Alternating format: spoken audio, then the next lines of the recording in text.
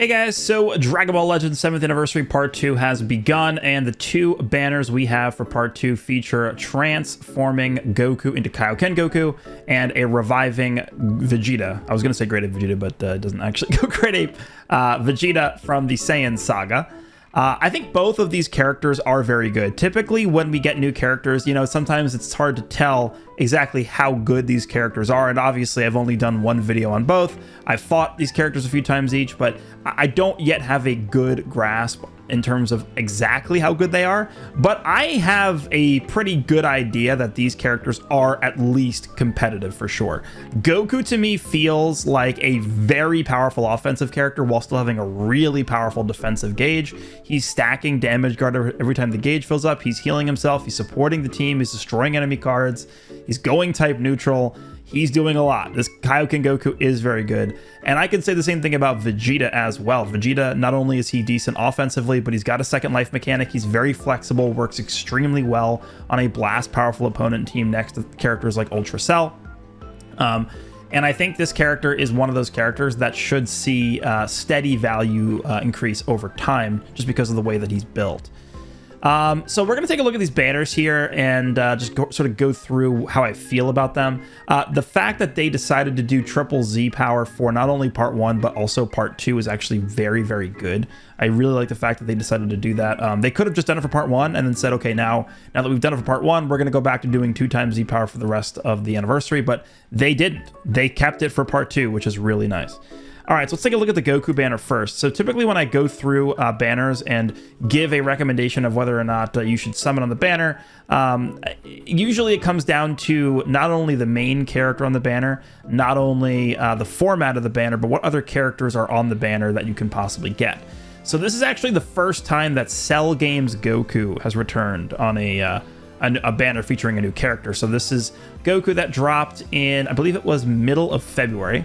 Yeah, it was the middle of February. This is when the Cell Saga celebration started, and it culminated with Ultra Cell at the beginning of March. But this was the major release, the LF major release that dropped during that celebration. He dropped next to Super Trunks, and this character I would say is solid. Definitely not a must-have by any means, but he's like a good third character on a team. He's a good second character on a team. He is not a character that is going to be leading your team and absolutely carrying the rest of the characters on your team. He's kind of like a supporting, again, like second/third character. He's spawning AoE green cards. He's healing your team. He's supporting your team. He's got like a okay HP disrupt, a half HP disrupt. He's got death buffs. He's got a pretty cool lock-in. Unfortunately, it really does feel like with the increase in damage guard on these newer characters, it's going to be a little bit harder for this character to actually capitalize on the lock-in snipe, because a lot of times I've seen him not kill characters in range that he should be killing, but he just doesn't because it just doesn't have the damage. But overall, I'd say he's a pretty effective character. He's really annoying to fight. The amount of AoE green cards he spawns by vanishing, I mean, it's just really, really crazy. But the character is solid. Again, not crazy, not bad. Then we have Goku and Bardock, who's the other LF on this banner next to Spirit Bomb Goku, the GT Spirit Bomb Goku. And then everything below GT Spirit Bomb Goku are characters that are on both banners. And the format here is pretty similar to what we saw with part 1 on the anniversary, where there's like a billion LF characters on here, but each of them have a 0.05% rate. This is definitely a format that I would say is pretty good for newer players, maybe players who don't have a lot of these older LFs. And the reason why is because it just gives you a chance to fill out your account, right? Maybe you don't have like Red UI Goku, maybe you don't have like Dragon Fist, Green Trunks, all these characters who are eventually, or maybe already have Zenkai Awakenings, help flesh out your benches for your teams. Maybe this Red UI Goku gets a Zenkai during Legends Fest this year and he's like really insane. Well, because you pulled in this banner, because you pulled him, maybe you now have access to him when he gets a Zenkai later down the road. Same thing with like the androids and stuff like that. I think Tien and Chaozu so far does feel very good to me as well. I actually have not fought them yet. I've only used them in my video, and they do feel very good. I mean, I use Nappa, I use this character. Nappa to me feels more like a star dependent character, but this character feels very easy to use. You use cards, get your tag switch gauge, tag into the other character, get cover null, and you do it all over again. They have paralysis. They have obviously the second life where Chaozu blows up and Tien takes over. And Tien is a strong character. He does a lot of damage. He's decently tanky. And overall, if you're going to be thinking about running a Saiyan Saga team, they are going to be very good. The only problem with this character is their lack of teams.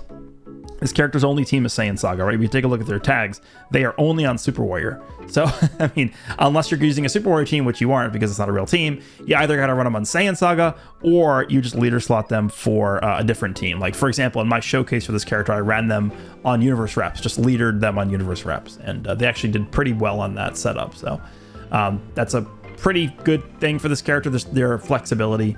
And then besides that, we have all the other 1% sparkings that were on the part 1 banners. Basically, like almost every sparking character in the game. Just very, very diluted banner here. But when we're comparing this banner to the Vegeta banner, essentially it's just the top 4 characters that are going to differ between the two. So we have Saiyan Saga Kaioken Goku, Cell Games Goku, Goku and Bardock, and Spirit Bomb Goku. Now moving over to the Vegeta banner, we have Vegeta himself. We have transforming Super Saiyan 2 Goku into Super Saiyan 3 Goku. We have Omega Shenron, and then we have Vegeta, Nappa, who revives into Vegeta, and then everything below that is the same as the Goku banner. Besides the 1% sparking, who is Nappa. Talked briefly about Nappa. Again, I think he is a pretty star-dependent character, but he is a very fun character. The first quote-unquote summoner character we've ever gotten in this game. You use his green card to summon SAIYAN twice, and then his green card then becomes an AoE green after that. But it is a pretty interesting concept. You basically have 3 characters to play with, and you know you can use the SAIYAN to like self-destruct and blow up enemies. Like it's kind of interesting. I don't really know how good he is because, again, for me, this is a character where you want to Zenkai buff him, you want to put him on Saiyan Saga, you want to get him higher stars. But I think he should be a pretty effective character. He's got decent disrupt as well, and then he's also got death buff. So yeah, we'll see. But I think he does seem pretty solid so far. So when it comes to comparing these two banners, I guess we can sort of look at the slots here. We'll start with the first 3 because I do want to just mention something about the last character. Vegeta versus Goku. I don't know yet who's better. I think in the long run, Vegeta might end up being the more valuable character. And the only reason why I say that is because he has a more valuable mechanic, which is the revival mechanic. This game has a history of introducing characters that have anti-revival mechanics. We haven't seen one of those in a while just because there really haven't been many relevant revival characters in the meta. The last one before the Zenkai for Revival UI Goku was this Vegeta and Nappa. So it's been a long time, right, since we've had like a true meta relevant revival character, but now we have like 2. So I think this Vegeta should be good though, because he really helps a lot of the characters that need help with his teams, like Ultra Cell. Really good partner with him. For Goku, Goku is more of a, not this Goku, the Goku on the other banner, the new Goku, is more of like a generic hard-hitting character, but the thing that makes that Goku different than most other hard-hitting characters is he has very good defenses with his unique gauge and the way that it fills up and the way that it can stack on top of itself and snowball the fight. Well, not snowball the fight, but snowball his defensive utility as he gets comboed. The way that gauge is designed really does feel like it was set there and designed specifically to stop longer combos. Because if you switch into that Goku, for example, on the defensive end, like in the middle of a combo where the opponent already has racked up a decent amount of combo compensation, that Goku's not going to take damage, like period. He's not. But if he gets Rising Rushed, things can get annoying because he doesn't have a second life mechanic. And that's really where this Vegeta kind of, I think, edges this Goku out a little bit. But in terms of raw damage, Goku's definitely the better character. In terms of raw defense, I would even say Goku's the better character, but Vegeta to me has the better mechanics. So it's really hard to compare them directly. I think they're both decent characters so far. But yeah, when we compare these banners, I don't really think it's like optimal to look at, oh, is Vegeta better than Goku? Is Goku better than Vegeta? Because at the end of the day, they're pretty similar in terms of how good I think they actually are. All right, the second slot in here is going to be Super Saiyan 2 Goku, who transforms into Super Saiyan 3 Goku. If we are directly comparing this character to the Cell Games Goku, I definitely prefer this Goku over that one. This one is just a much more efficient comboing character. He doesn't provide as much for his team as the other Goku does. This Goku does have some support for the team when he fills his unique gauge up, but the other Goku is providing support in the form of green card generation, AoE greens to help get priority more easily. He's healing the team. He actually is supporting the team. He's drawing cards when he switches out as well. So that Goku on the other banner is much more of like a role-playing character on the team. He's much more of a second/third character on your team. Whereas this Goku, he's more of like a first/second character, this Super Saiyan 2 and a Super Saiyan 3 Goku character. They have nerfed longer combos recently. The update that we had going into the Anniversary Part 1, they have nerfed longer combos where the game inherently will lower your card draw speed and key recovery once you've reached a certain amount of cards used in a combo. But I still think this guy can be effective. He has anti-endurance, which can be really useful against characters like UI Goku, Evolution Blue Vegeta, who don't delete buffs, right? If you go into this character, transform to Super Saiyan 3 Goku, and then rush UI Goku will die to the rush because he doesn't remove buffs. So I do think this Goku can still be effective. Not the greatest character on the defensive end, but I do think he is still pretty solid. So I definitely take this Goku over the one on the Cell game, on the Goku banner, the Cell Games Goku. Next slot is going to be Omega Shenron. So this is Omega Shenron, and then the slot on the other banner is Goku and Bardock. I think I definitely take Omega over Goku and Bardock, although with Goku and Bardock's unique equipment, they're at least in like the same, I guess, tier as Omega. I don't know. I think Omega just serves a bigger role as a powerful opponent character that is very, like, Omega is a very similar character to Goku and Bardock in that they're both indestructible characters and they're both long combo characters, and a lot of what they're doing is kind of similar. I mean, they both kind of like are immune to abnormal conditions, attribute downgrades, things like that. But Omega, I think, is probably going to be the more valuable of the two when you take a look at them, because Omega is helping teams that need help more than Goku and Bardock are right now. So I would slightly favor Omega. And then when it comes to the last character here, Nappa and Vegeta versus GT Spirit Bomb Goku, I wouldn't really say either character is particularly impacting the game in any way, shape, or form right now. But we don't know what's happening over the course of the next 2 weeks during part 2 of this anniversary. I think because this guy is on here, there is a really solid chance this character could either be obtaining a unique equipment or straight up getting Zenkai Awakened. Whenever they have celebrations or parts of celebrations that focus on specific teams, this has been a pattern we've seen pretty much since Legends Fest, is they really try and give us a good proud team. What does that mean? To have a good proud team, you need to have 6 solid, viable characters for a team.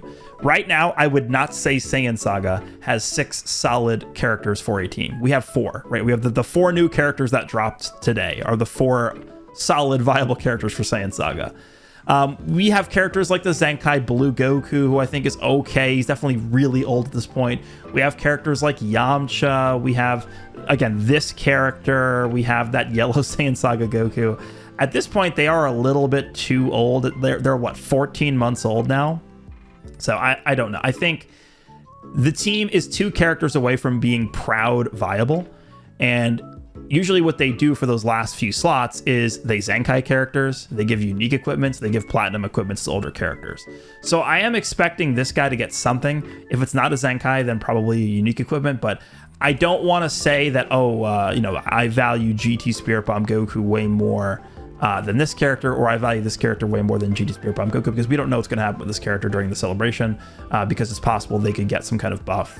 So we'll have to wait and see. But overall, when we're comparing these 2 banners, if you are going to be summoning on one of them, I would definitely recommend the Vegeta banner over the Goku banner. I don't think there's like a landslide difference. I think just each slot in this Vegeta banner is probably a bit more, it's probably a bit more valuable than the Goku side. But the Goku banner itself is not bad. I don't think it is. Like, the Cell Games Goku is a pretty nice pickup if you can get him.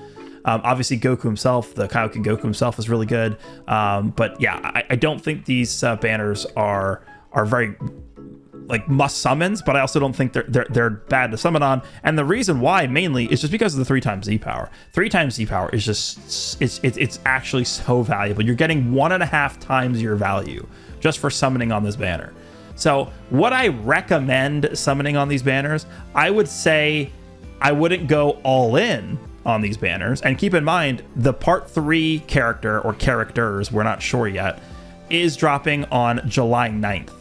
And that is exactly when the 3 times Z power on these banners goes away. You can see end time is July 9th, 2025 at 15, aka 3 p.m.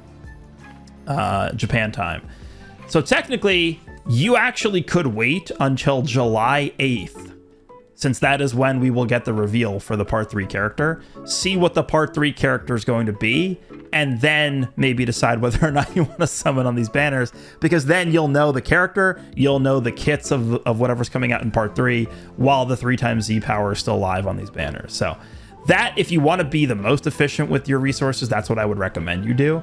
But again, I don't think it would hurt to just put a few multis on here, maybe do 1 or 2 rotations on each of these banners. We are getting a lot of CC throughout the course of this anniversary, and the anniversary is still set to go on for about another month or so. So we still have quite a while before we are kind of back to the normalcy of monthly celebrations. So we've still got quite a bit of resources coming our way. I would say it probably is safe to go ahead and do a few rotations on these banners, especially if you are a fan of the Saiyan saga, especially if maybe this Kaioken Goku is a character that would fit on the team you're using, or same thing with Great Ape Vegeta. Maybe you have Ultra Cell. Maybe you really want like a character to pair alongside Ultra Cell to help him maintain a decent foothold in the meta, and that this Vegeta could definitely help with that. So obviously it's going to depend on your account as well, but from a value standpoint, strictly speaking, I think the value is here on these banners. 3x Z power is just way too powerful. So that's what I'm going to conclude here. Let me know what you guys think. Have you decided to summon on these banners, or are you going to be skipping? Let me know down below. Hope you guys enjoyed this one, and I will see you in the next one.